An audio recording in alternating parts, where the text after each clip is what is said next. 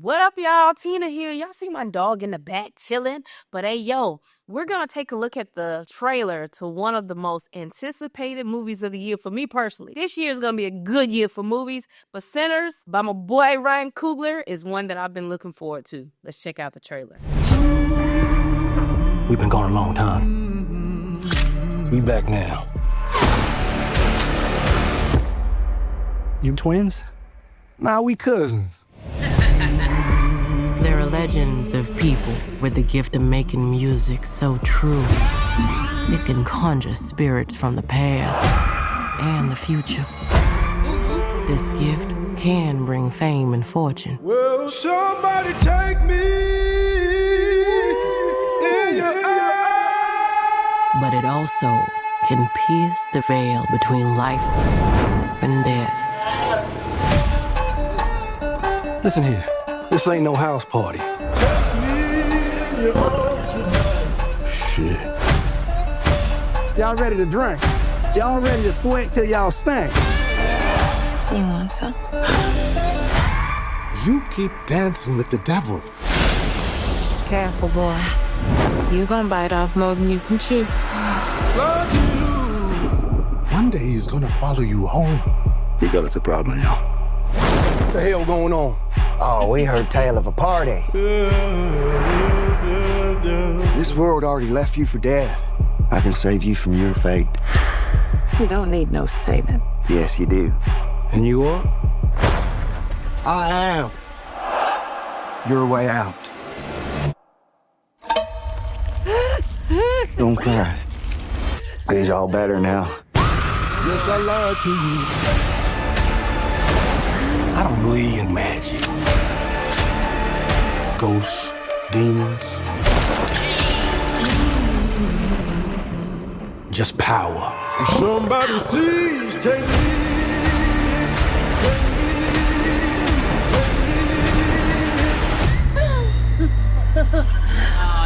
We gonna kill every last one of you.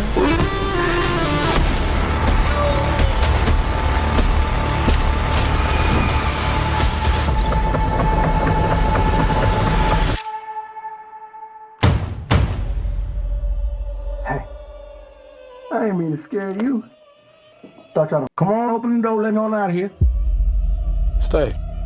It's you? Of course it's me, open the door. That ain't your brother.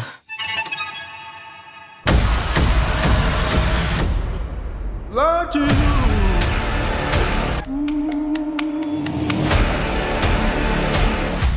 you. Yo, smell anything? I think I shot myself.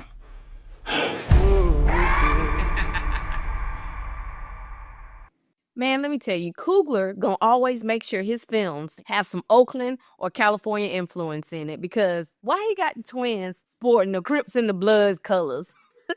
But yo, so this is how you're gonna be able to tell the twins apart. Smoke, he's gonna always have on like shades of blue. He's more serious. I heard he has a little military background, and then his brother Stax, he's gonna have more shades of red. His personality is gonna be a lot lighter. He smiles a lot. Ladies, man. Now, there's been some test screenings for this movie, and yo, I've heard that Michael B. Jordan kills it. I've been told that he does a great job keeping these characters separate, so you'll definitely be able to know the difference between the twins just based off of the personalities, he's portraying through each one. I've also heard that this movie only takes place over the course of like a day or so they're gonna pack a lot into like 24 hours. I've also been told that the character that Haley Steinfeld plays, her name is Mary, and her and Stax are exes, and I don't know how true this is. This is just what I heard. I heard that she's a little salty that he left her to kind of move on with his life.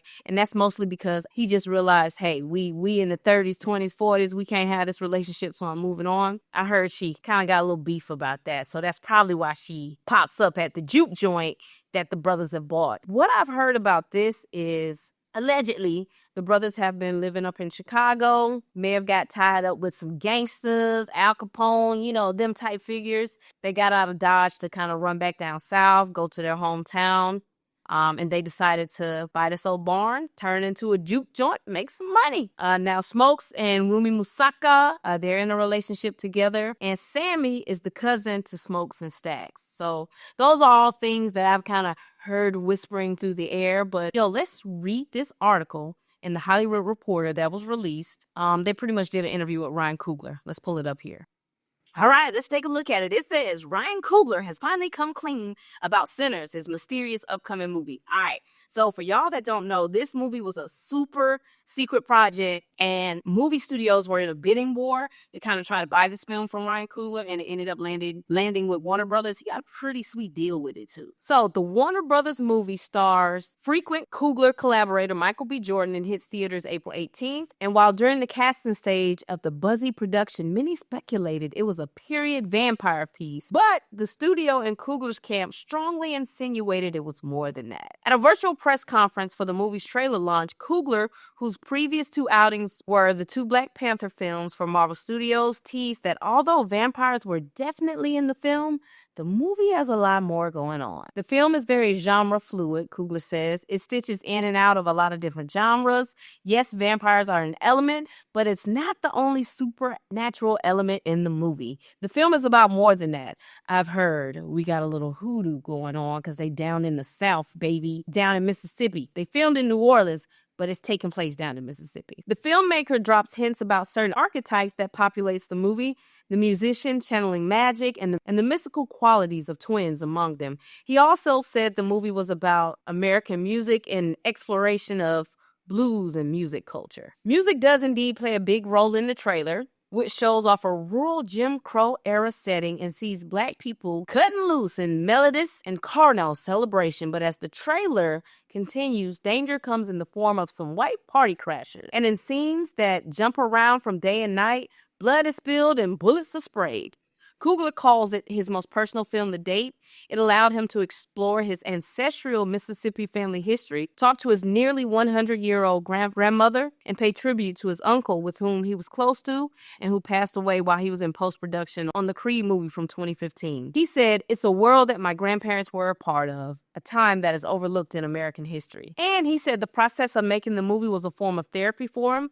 "I'm blessed to have found this medium that I can work out deep philosophical questions that I may be struggling with while contributing to an art form that means so much to my family." Coogler said, "Each film brings me closer to understanding myself and the world around me." Coogler also peeled back the curtain on some aspects of the movie behind the scenes makings. For example, in order to find a measure of authenticity, he hired Logan and Noah Miller, twin brothers who are filmmaker friends of his, as twin consultants for the movie. The brothers informed Coogler on the writing and advised Jordan on the acting front. He also shot the movie on 65mm film, even getting advice from Christopher Nolan and wife and producing partner Emma Thomas, who have experience with large format photography. He said the movie combined ultra Panavision with IMAX photography in an effort to be immersive. Dang, I might have to go watch this in IMAX. Yo, I hate our IMAX theater because they don't have like the recliner seats.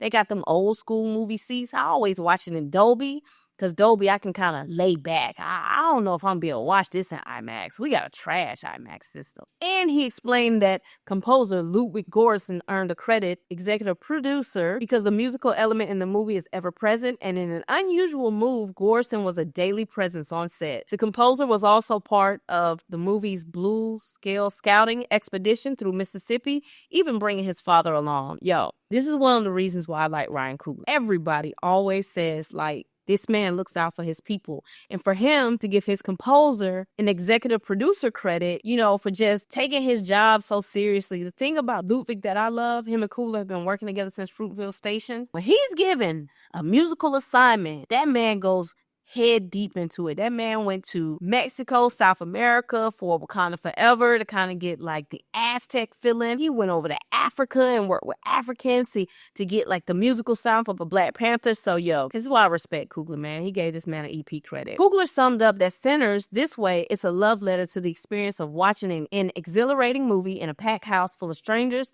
not knowing what's going to come next. So many incredible films have given me that feeling, so I wanted to try my hand at giving it back to the audience, is what Coogler says. Now, what I will say, just based off the trailer, might be a little different once we get into the movie, is it does feel a little Jordan Peele-ish. I really hope that Coogler is able to kind of put his stamp on the movie so it feels like a Ryan Coogler movie and not a Jordan Peele film. It could be just how they got the trailer cut, but yo, I'm super excited for Sinners. I'm super excited that Coogler was able to sign this deal. And maybe we'll be getting some more sequels to Sinners and build this world out. Yo, matter of fact, I'm gonna attach a video to the end of this so you can get a little bit more information about the deal that he signed. But yo, before we jump into that, how do y'all feel about Sinners? Are y'all going to check it out? Leave your comments below. Let's scoot over to the next video. Now, let's dig into the ownership thing a little bit. It's so rare that movie studios give creators ownership, and it's because due to licensing agreements, video on demand, some of these old projects can bring in anywhere from $2 to $5 million per year. Now, depending on the deal, the director or the filmmaker might get 10% of that, but then the studio owns the other 90%. So a lot of these old projects that you're seeing sometimes on streaming or on TNT and all these other places, those studios are making money off of those old movies. You might see The Color Purple on BET, or they used to play Baby Boy all the time. Those studios are still making bank off of those movies, even though they're 20, 30 years old. With this deal that Coogler has set up, it would actually be in reverse. After 25 years, the studio would then have to give the rights to the project back to him. He would own 80%, and then the studios would probably still earn about 10 or 20%. This will also give him, his family, or his heirs the rights to those movies. They will have control over merchandising, toys, clothes, licensing deals. This is huge because I don't know if you know or not, but Sylvester Stallone had been in a heated battle for ownership over the Rocky franchise. The studios pretty much told him, hey, we made you a millionaire. Get out of our face. You will never own Rocky. Stallone was kind of like, yo, what do you mean? Like, not only have y'all stopped making Rocky movies, which is cool, but now y'all have ventured off and you're making Creed movies, and these are ideas that I created and you're making money off of it, and I'm not getting anything. Y'all are reaping the benefit and essentially building upon the franchise that I made. So, if you don't know, Coogler actually was involved with a lot of the Creed projects, so he probably saw this little dispute going on and was like, yo, if I ever create my own IP, I'm going to make sure that I don't have to go through what Stallone is going through. Or maybe he's seen how he made the Black Panther franchise over $2 billion, and he doesn't get any of that except the salary that he agreed upon. So, it's a smart game plan. If this movie actually turns out to be successful, wow, what a power play. Let's say this movie flops and doesn't make any money. In 25 years, when the copyrights and everything reverts back to him, let's say he has a son or a daughter who eventually wants to go into filmmaking. They might decide, hey, my dad didn't do well with this. I'm going to try to knock it out, and it might become a success then. So this is a great play to me. I think it was a smart idea. I don't know what this film is about. It's that you had 3 major studios battling for it.